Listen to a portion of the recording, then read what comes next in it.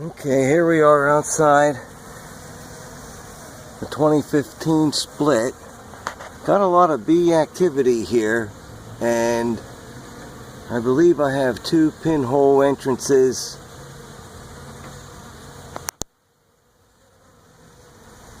You know, the entrances there are big enough just for 1 bee right now. I think that other one is cut off. But everything looks very well protected and guarded. Not an accumulation of the dead bees out here at all. And wonder if we can get some close-ups of any bring it in pollen and stuff.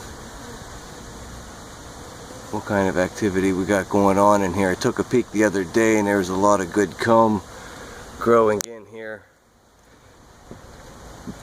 Wonder if I can just take a quick peek back here, let you know what I was talking about like that.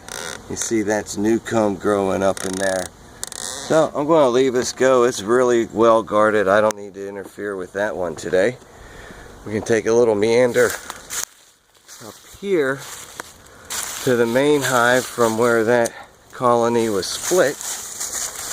I think we're at, what, 4 weeks now? Has it been a month? Yeah, very well could be a month already. Once I fix the trimmer, I'll come in here and trim around here a bit, but I've already done that quite a bit. I got 2 holes completely open over here. And this hive as well is really active, really busy. A lot of activity, could be a bunch of new bees, training flights, other bees going back and forth. And between these 2 hives, it's like a honeybee highway back here amongst what we're trying to do permaculture wise and building a food forest. This is the forest in the back of it coming up, and want to give an idea of how things are. We'll come back again for that later. But it's because of these 2 forces. This colony here, I'm not going to take a peek in there with without my suit on, simply because they seem to be very active. And then next to another very big, busy, active hive. I don't want to cause any disturbance if I don't have to. They both seem to be doing well and sending pollen and nectar, water back to their respective hives.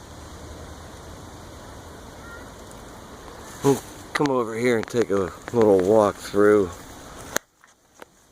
the garden here. You see I got a bunch of peaches growing in here, so I put some net on this.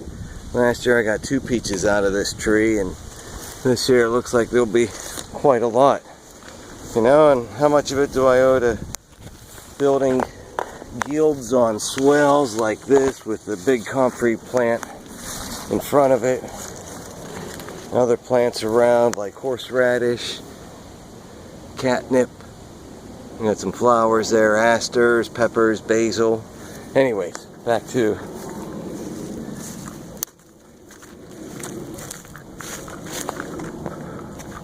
one of the features we have for the bees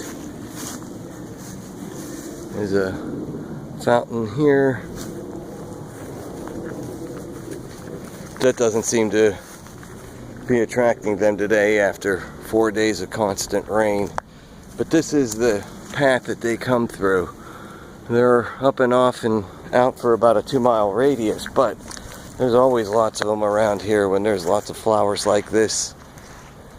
And this is only a small portion. Well, it's no wonder that the gumi have come out like that, because of pollinators like honeybees, but honeybees aren't the only source out here. We had mason bees out here earlier in the spring, which really got these summer fruit-bearing trees going. We got our first apple going right there, and that was only planted in late October of 2014. But again, I attribute that to the swells. See, we got other pollinators here like this carpenter bee on the comfrey I got from Nantahala Farms in South Carolina. So things like that, again, more